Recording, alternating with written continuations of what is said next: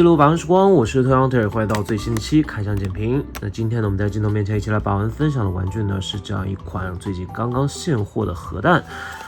之前呢，在网上我就关注过这个艺术家，好像叫做K Swaby。这个人呢，其实反正大家可以扫二维码，但是我估计上 Twitter 的话需要一点技术手段。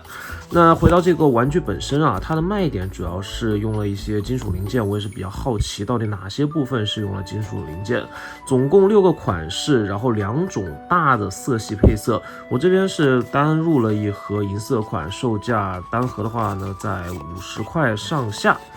大概是这样一个水平，反正大家可以去二级市场或者说淘宝上面去看一下。这边6个款式我们简单一笔带过。我是非常喜欢这种类似于龙与地下城，或者说像以前那种 RPG 游戏里面的这种短小的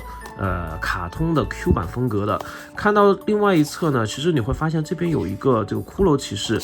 跟他自己的 logo 是非常相像的，可能就是这样的一个设计原型吧。侧边你可以看到这边有Emperor Guard， 就是帝国守卫，然后这边有 Knight Attacker， 就是骑士进攻者，这边有 Master Head， 不知道为什么叫 Master Head， 但是整个头雕呢，反正就是跟它的 logo 是一样的。另外一侧呢，名字就更加直观了，就比如说这边尖刺头 Spike Head， 然后这边是什么 Battle Soldier， 就这个角色我是很想要的，因为身上的武器比较多。然后这边是 Skull General， 就是骷髅将军。玩点方面，你可以看到这里有一个日文写着，就是可以自由组合的甲胄骑士，那反正也是比较明显的，上面写的 Metal Armors。那么话不多说，直接来拆。因为本身呢也不算是一个非常专业的开箱啊，我这边呢也是第一次接触这个系列啊，没想到这个胶水可能就只沾到这么一点啊。拿出来看一下，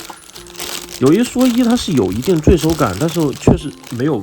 冰冰凉凉的感觉啊。没想到第一发就中了是这样一个配色，那也算是主图款嘛，个人觉得还是不错。我直接来手撕一下，看一下到底。那首先呢，这个配件流星锤的部分呢，它其实是一个塑料零件。上面的这个做工有一说一啊，我觉得做的还是挺糙的。作为一款60块钱左右的一个核弹来说，甚至你把它做成扭蛋，它也是比较贵的。我不知道它哪个地方有金属零件，我放到一边去。而且这个自洗的水平啊，就我像极了我第一次使用这个技巧时候的样子，非常之粗糙，就是墨迹啊，就是到处都是。那我觉得可能这种配色情况下，黑色版本可能更加合适一些。那包括呢，这边这个盾牌上面是这个长得很可爱的一个骷髅 logo， 但是上面会出现一些熔漆的这个问题。背面啊有一个编号5的这样一个情况。手臂你可以看啊，我们360的看一下这款核弹啊。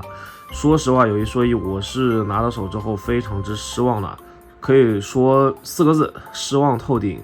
眼睛方面的涂装是尚可的，但是你可以看到这2个眼睛的瞳孔部分并不是很聚焦啊。我们再来研究一下它这个官图的感觉。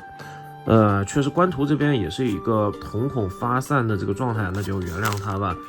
这个地方的金属到底集中哪个部分？我们先把它拆一下，可能根本就不是金属的，是不是啊？就是